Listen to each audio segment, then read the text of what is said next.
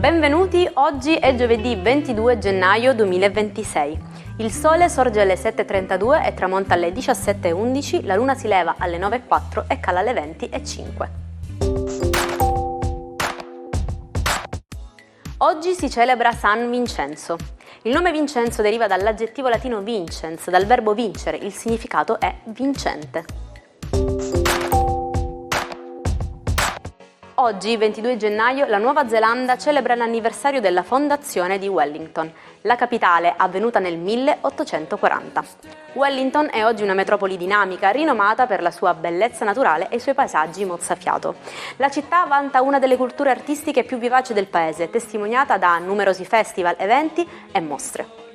Per celebrare la fondazione, la città organizza ogni anno una serie di attività e celebrazioni, inclusi concerti dal vivo.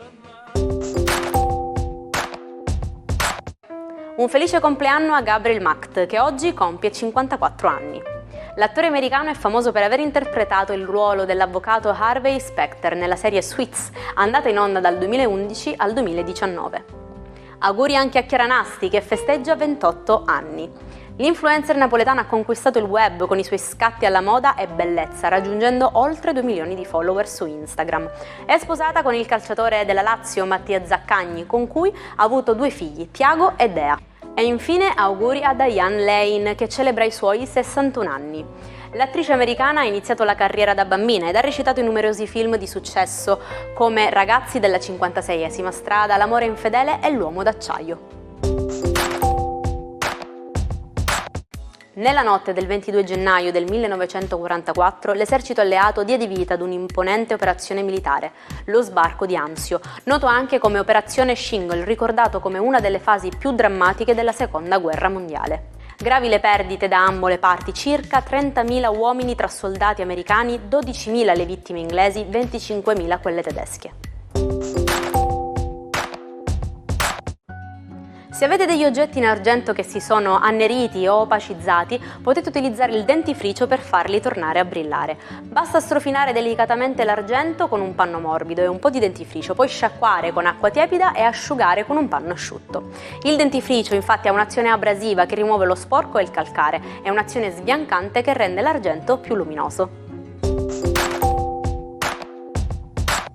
Era il 22 gennaio del 1506, quando entrarono in servizio a Roma le prime guardie svizzere. Papa Giulio II della Rovere chiese alla Dieta della Confederazione Svizzera di arruolare soldati per vigilare costantemente sulla sua sicurezza personale e sul Palazzo Apostolico.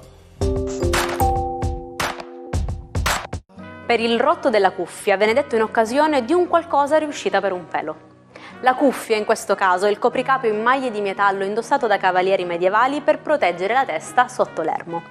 Poteva capitare che, in battaglia, una lancia nemica trapassasse l'elmo e la vita del cavaliere era salva soltanto grazie alla cuffia che gli aveva protetto la testa. Il matto di oggi è il poeta dandy londinese Lord Byron.